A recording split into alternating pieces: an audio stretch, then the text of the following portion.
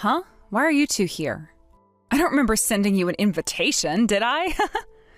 This is my brother's housewarming party, so of course my mother and I are here.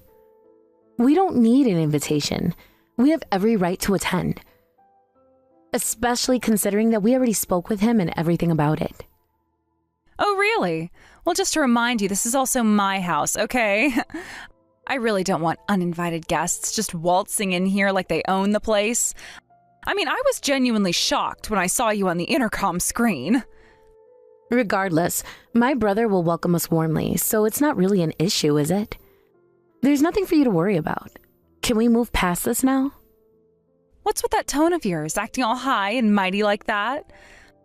Let me tell you something. Even if Mike welcomes you with open arms, this house is not the kind of place for people like you, poor and unrefined. Excuse me? I'd like some clarification on what you mean by that.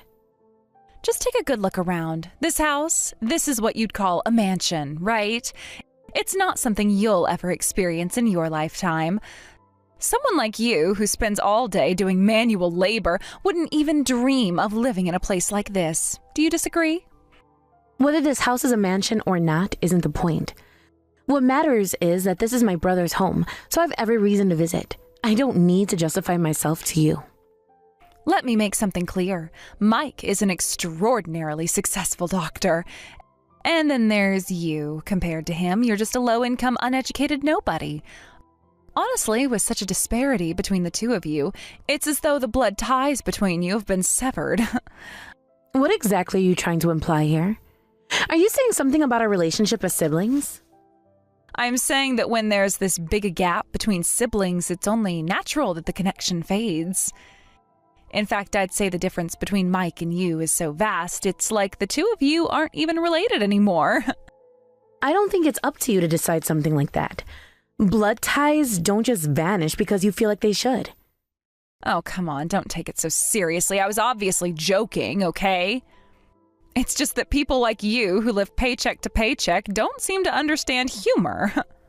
Right. If you're done with your so-called humor, I'd like to go inside and see my brother now. Could you please let us in? Oh, fine. If you insist on being here, I won't stop you. Go ahead and come in. I'll unlock the door for you. Thank you. I appreciate it.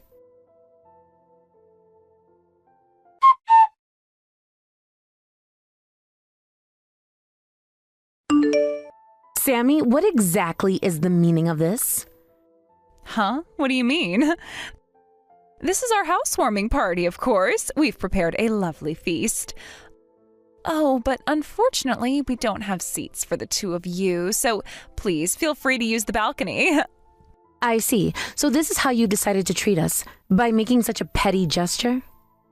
Well, it can't be helped, can it? There really aren't any seats left. But you know, our house is a mansion, and even the balcony is stunningly beautiful. I think the winter night sky is breathtaking, and I highly recommend it. Oh, I'll lock the balcony door to help you focus on enjoying the view.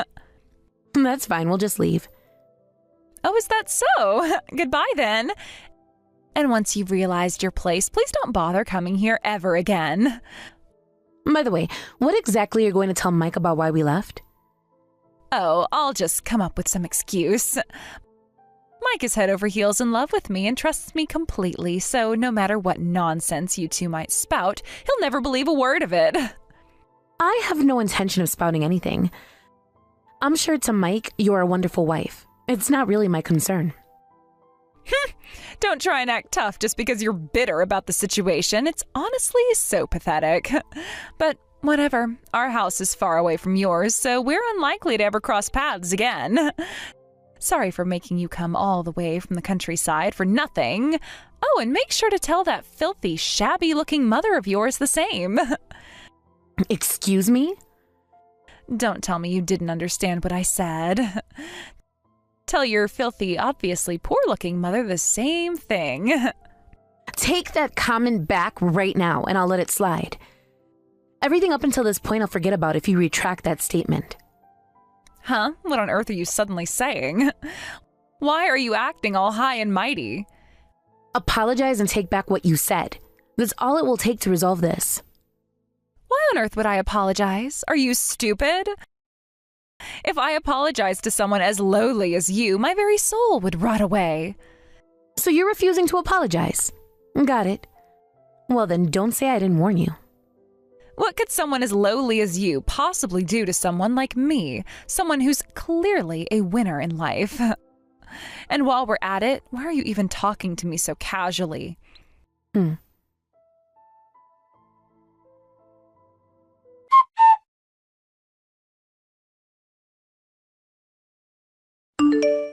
Hey, pick up the phone already. I've been calling you over and over again.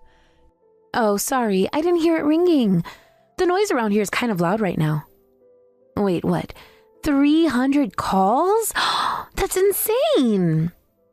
No, this is way beyond insane. This is your doing, isn't it?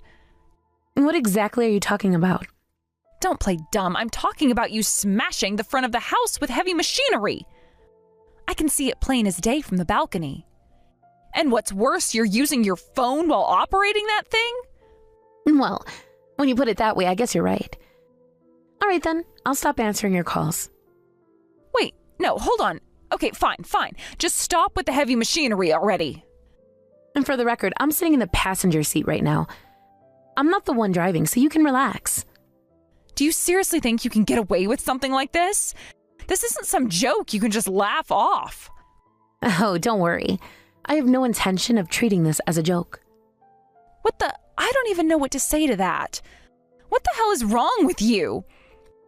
You know what? Forget it. Put your mother on the phone. I need to talk to her. You could at least call her mother-in-law since she's also your husband's mom. Why not just come here in person? You only have to step outside your house after all. Like I'd risk leaving the house when someone is outside smashing it up with heavy machinery. Who knows what you'd do next? And if you manage to talk to her, then what exactly do you plan to accomplish? At the very least, I'd get a reasonable conversation, unlike this madness. You're absolutely insane, driving straight into someone's property with a machine like that?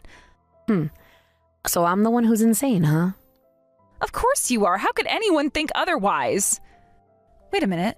That's it. I'm calling the police right now. Sure, go ahead. Call them all you want. Why are you so calm about this? If the police show up, you're definitely going to get arrested. And whoever's driving that machine will be too. If that's what you think, then why don't you go ahead and call them already? Oh, I bet you will. You're not going to get away with this, you criminals.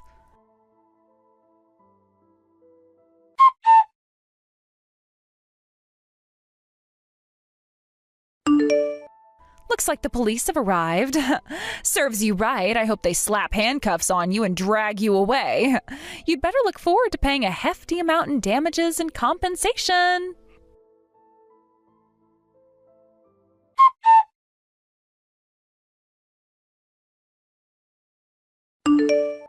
Don't worry, you don't have to be concerned about that.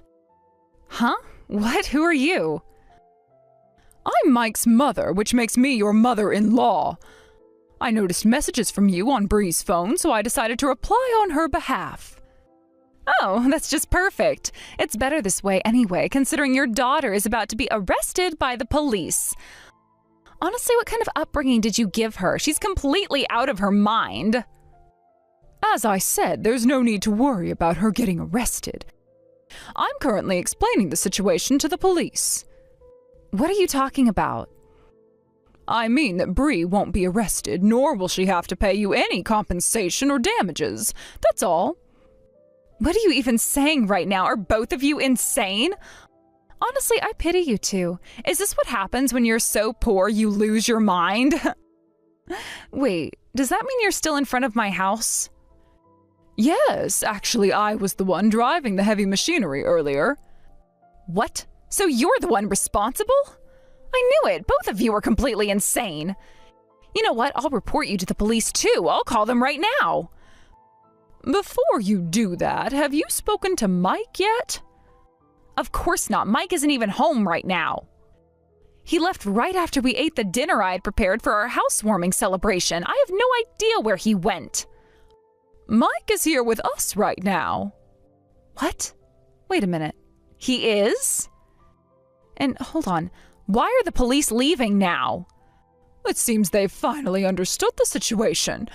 What a waste of time that was. Well, then I'll be resuming our work now. Wait, no, hold on. Why isn't Mike stopping you from doing this? Because we're doing this with his permission. What? This is Mike's private property. There are no neighboring houses around, and we have every right to do whatever we want here, even if that means demolishing something.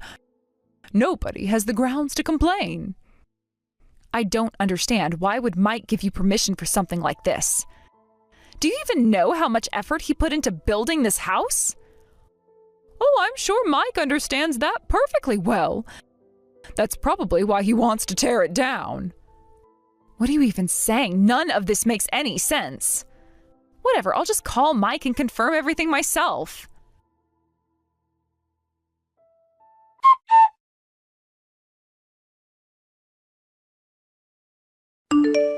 What's going on? Why is Mike so angry at me? Why is he attacking me instead of the people who are trying to destroy the house he built? Well, I'd guess it's because he found out you insulted someone who means a lot to him. It's probably a big deal for him. What? No way, that's impossible. He has no way of knowing that. He trusts me completely. He believes in me. Trusting you, huh? Well, if I were to show him these messages we've been exchanging, I think it'd be pretty clear to him what's been going on. No, you can't use this as evidence. This could easily be fabricated. Anyone can fake these things. These images and screenshots are worthless. So what you're saying is you're admitting to insulting us? You're acknowledging that you've been insulting us this whole time? Yes, absolutely. You deserve it. You're the kind of people who should be insulted. You're the ones in the wrong, so don't try to blame me for this. Did you forget? I'm here with Mike right now. I'm sitting right next to him having this conversation with you. Oh, no. And do you think Mike wouldn't believe what he's seeing right now? I'm here with him, showing him exactly what's been said. It's happening in real time, so there's no room for faking anything. Wait, no, this isn't what it looks like. Mike, please, it's not like this. Just listen to me. I'm sorry, but convincing Mike wasn't exactly easy for us either. He trusted you completely, and he was blind to the truth. You played him like a fiddle, didn't you? You've managed to pretend to be someone you're not, and now we see the real you. So what are you going to do now? You've already destroyed the gate. Are you just going to keep going with this insane plan to take down my house? Oh no, it's not just the gate. We're going to tear the whole house down. And you know what? Mike's okay with it. He agreed to it. What? Wait, what? No way. Are you serious? Bree was actually the one who suggested we leave it up to Mike, but I just couldn't stand by.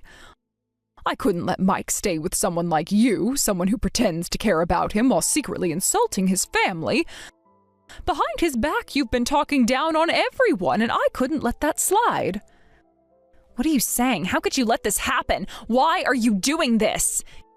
You're the one who's been lying to Mike. I'll prove it to him.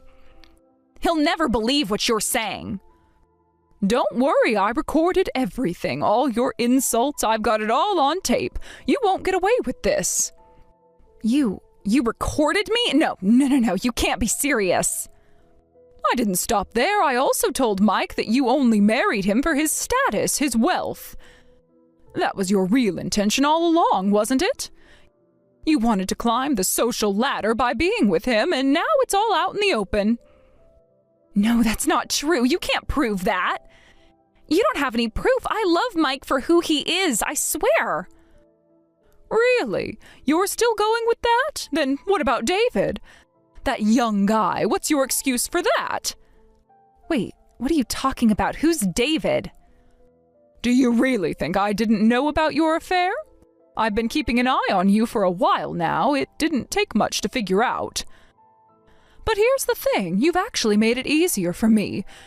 Your affair helped us prove everything to Mike, so thanks for that. How could you possibly know about that? How did you find out? This isn't possible. Trust me, it's all been documented, and once we've brought this to Mike's attention, he realized everything. That's why he agreed to destroy this house. It's tainted now. It's been ruined by everything you've done. You have no say in it anymore. Wait, you can't be serious. You're going to tear down a brand new house just like that? This is crazy. Mike's lost his mind, hasn't he? All three of you are just insane. You know, it's not as simple as that. Mike trusted you more than anyone, so when that trust was broken, it hurt him deeply. And that hurt is why he decided to do this. But this is insane. There has to be another way. You don't have to destroy everything over a lie. I wish there'd been another way, but the reality is you've hurt him in ways that can't be ignored. You've shown him who you really are, and that's something he can't pretend didn't happen. Let me talk to Bree. Out of all of you, she seems like the only one who might make sense. She's probably the only reasonable person here. Go ahead, try to get in touch with her. I'm sure she'll have some things to say to you. I can't believe this is happening. My whole world is falling apart right now. This is a nightmare.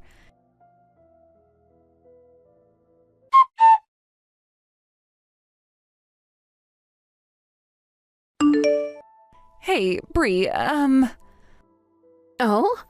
It's rare for you to call me by name. What's going on? Well, after hearing so many things, I figured talking to you would be the best option. You're just doing whatever Mike and your mother tell you, right?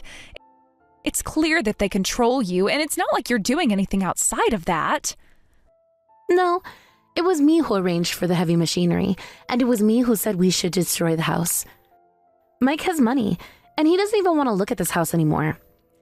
He's finally come around to my way of thinking, so it's not just them pushing me. I didn't wait for anyone's permission. I took it into my hands and made sure we get the job done. I see. So you're just as crazy as everyone else. Fine, let me talk to Mike then. He's not answering his phone. Maybe I can get him to listen to me and calm down. He's been avoiding me, and this whole situation is escalating way too far. Mike isn't in a state to talk right now. Honestly, it's not going to help to talk to him. He's not the one calling the shots here. So he's still in shock, huh? He must be devastated after everything that happened with me. I get it. It's obvious from how he reacted before. I didn't think it would come to this, but now I see how deeply this has affected him. No, actually. He's jumping for joy as he watches the gate get torn down. He's thrilled, honestly. It's like a weight's been lifted off of him, watching this house fall apart. It seems like he finds satisfaction in destroying something that was supposed to be perfect, something that he worked hard for. What? It seems like he gets some satisfaction from watching something that's newly built get destroyed. The whole thing just seems to be an outlet for him. Maybe it's a way of letting off steam after everything else that's been building up. Honestly, it's surprising, but also, it's not the worst thing to happen right now. I see. So I've ended up marrying into a completely dysfunctional family. It's so messed up. All of this, every single thing we're doing now is way beyond normal. It's so much worse than I ever imagined. How did I get myself into this mess? It wouldn't matter if it were us or anyone else. If you were involved with anyone, this is how it would turn out. This is the result of your own choices. If you had listened and stopped acting out of line, none of this would have happened. But here we are, and I'm not the one to blame. No way. I am the only one in the world experiencing this situation. And it is all your fault for starting this mess with the heavy machinery to destroy the house. You're the one who took this too far. You gave the order, and now everything is spiraling out of control. You have ruined everything. I was just thinking about walking into the house with a wooden sword and giving you a good beating. Would that have been better? You want to fight, you got one. I was so ready to take matters into my own hands before things got really out of hand. Wait. Anyone who insults my mother, I don't plan on letting them walk away unharmed. You're not going to get away with this. If you think you can just do whatever you want and get away with it, think again. I've had enough. Wait, what? You're just joking, right? I'm dead serious. But you know, my mom said, the pain from a punch will fade in a few days, so it's boring. So, I decided to destroy the thing you care about most. You've been flaunting this house in front of us for so long, haven't you? It's the perfect way to hurt you. If you can't learn your lesson from this, then nothing else will get through to you. Your way of thinking is way too messed up. And on top of that, once you lose Mike's trust, you'll have nothing left. A little injury can heal with time, but the things you lose, no matter how much time passes, you can't get those back. You've already lost so much, and this is just the beginning of what's coming. Did I do something so terrible to deserve this kind of punishment? I just mocked you a little, didn't I? It's not that bad. I don't understand how things could have gotten this out of control. I was just having fun, and now look where it's gone. This is madness. Insulting my mother in front of me is a serious crime.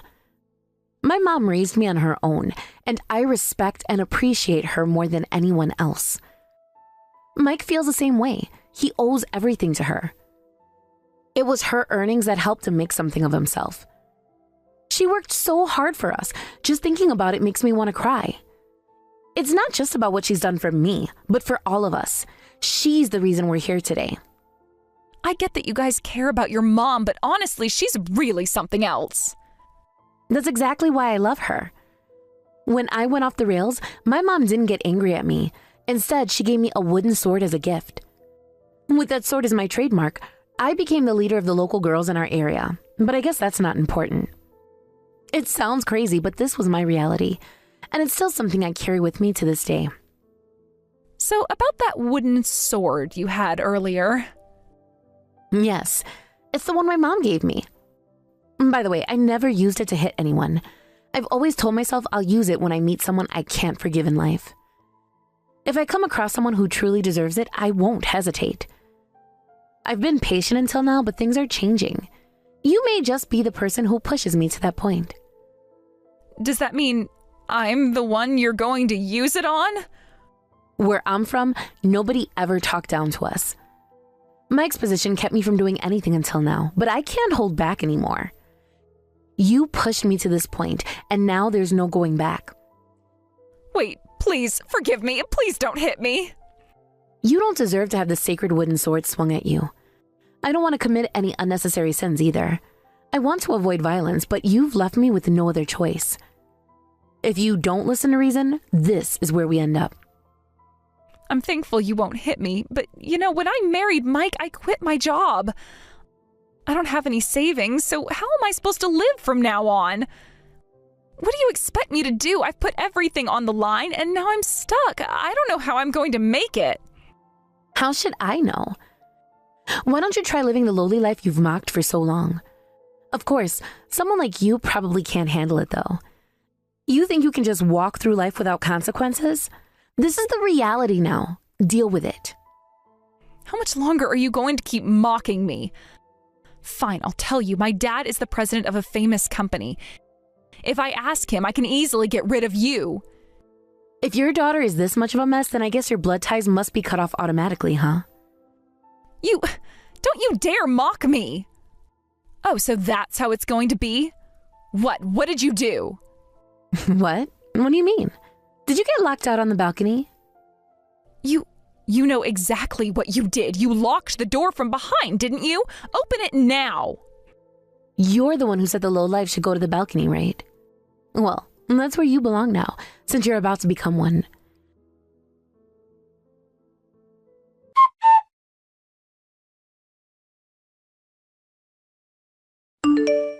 I never thought you would actually destroy it. I didn't intend to actually tear the house apart either. I only meant it as a threat, but Mike seemed to get some kind of satisfaction from watching the house crumble. That's kind of terrifying, though. Well, I suppose he was probably trying to settle the memories of that damn woman, right?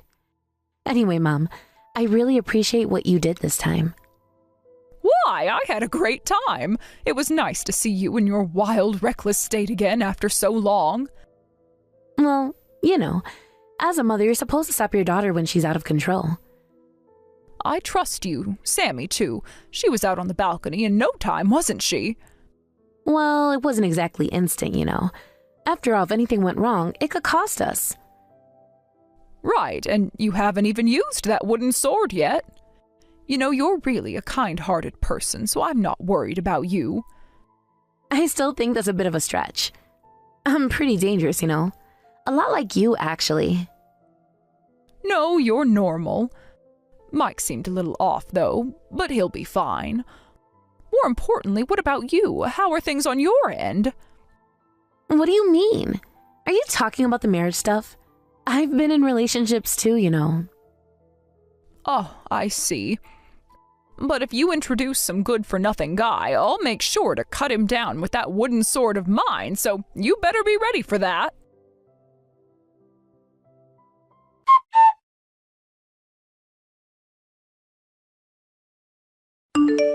Sammy went through a divorce from Mike. It wasn't just a simple breakup. The situation was complicated and messy, to say the least. Sammy had gathered undeniable evidence of Mike's infidelity, and it had led to a court ruling that ordered him to pay alimony. She had everything lined up, the proof, the legal counsel, and a sense of vindication. However, the reality of her own situation was far from ideal. Sammy, who had relied on her husband for financial stability and indulged in a life of luxury, found herself in an even worse predicament. The divorce had left her without a job, without any form of income, and with a lifestyle that was unsustainable without Mike's financial support. She was accustomed to the high life, designer clothes, lavish vacations, and expensive taste. But once that was gone, it became clear just how much she had been living beyond her means. In addition to the alimony, Sammy found herself burdened with enormous debts. She had accumulated millions of dollars in debt, which included not only the alimony payments, but also the lifestyle expenses that she had been running up during the marriage. It wasn't just a few $1,000s here and there. It was a staggering amount. Living a life based on spending without any regard for savings or long-term planning had caught up with her. There was no immediate way out, no solution in sight. Sammy had no choice but to turn to her parents for help. However, relying on her parents wasn't going to be the easy fix she might have expected. Her father was the president of a well-known, successful corporation, and he was a man who was known for his strict demeanor and high expectations. He had always pushed Sammy to be independent, to work hard, and to create a life for herself that didn't rely on others. But despite his success, despite his wealth, Sammy had always relied on her relationships, particularly her marriage, for security. Now that foundation had been shattered, and Sammy was forced to face the consequences of her actions. When her father learned about her situation, he was devastated. He didn't have the compassion that Sammy might have expected. Instead of offering comfort or financial support, he was deeply disappointed in her choices. Her father was the kind of man who held his family to high standards, and he was someone who had always prided himself in building a life of integrity and respect. Sammy's behavior, her recklessness, her failure to take responsibility for her financial decisions, was a direct contradiction to everything her father stood for. It wasn't just that Sammy had made a mistake, it was that she had made a series of choices that were careless and self-indulgent. Her father's anger was not just at her actions, but at the fact that she had taken for granted the privileges she had been given and failed to see the value of hard work and responsibility. Sammy's fall from grace was swift and brutal. She lost the financial support of her husband and now her father. The one person who could have helped her in this difficult time was just as disappointed as Mike. There was no safety net for her anymore, no one to pick up the pieces. It seems that, with no other options left, Sammy disappeared from the public eye. No one really knew where she went or what she was doing. She had been so high on the social ladder, so deeply embedded in her circle of wealth and influence. But now she had become a shadow. It's impossible to know exactly what she's going through. Is she living in hiding, hoping that her past will disappear? Or is she trying to rebuild, starting from nothing? The questions linger, but answers seem elusive. The most intriguing thing about Sammy's situation is how she must feel now. Having once looked down on others, believing herself to be above the struggles of the average person, how does it feel to be at the bottom? How does it feel to be powerless, to have to rely on others when once she had been the one people relied on? There was a time when she would never have imagined that she would be the one asking for help, the one facing financial ruin. She had lived a life that many people would envy, luxurious homes, expensive vacations, designer everything, but now that life had crumbled. It's hard not to wonder how she reflects on all of this. Does she regret her actions? Does she see the consequences of her choices and feel remorse? Or does she feel justified in some way, blaming others for her downfall instead of taking responsibility for her own decisions? It's unclear, but what is certain is that her world had been turned upside down. Mike, on the other hand, has taken a completely different approach after the divorce. Unlike Sammy, who fell into despair and financial ruin, Mike has begun to rebuild his life in a way that feels healthier and more balanced. He sold the land that he and Sammy had once dreamed of using to build their perfect home, a mansion that would reflect their wealth and status. But after the divorce, Mike realized that none of that mattered. The grand house, the expensive cars, the lifestyle of luxury, none of it had brought him true happiness. In fact, once he separated from Sammy, he realized that he didn't want any of those things anymore. They had been a reflection of his relationship with Sammy, a relationship that had been driven more by appearances and materialism than by genuine love or fulfillment. Now, Mike lives alone in a modest apartment. It's not much, but it's enough. He's no longer interested in chasing the superficial aspects of life. The fancy clothes, the luxurious vacations, and the glamorous parties all seem meaningless now. What he values is his work, his career, and his personal growth. He has returned to his practice as a doctor, dedicating himself to his patients and his profession. His life has become more focused, more purposeful, and while it may not be as extravagant as it once was, it's far more fulfilling. Mike has come to realize that happiness doesn't come from material wealth or living in excess. It comes from within, from feeling a sense of purpose and contributing to the lives of others. This realization has given him a peace that he had never known before, and he's slowly started to rebuild his life, not based on what others expect of him, but on what truly matters to him.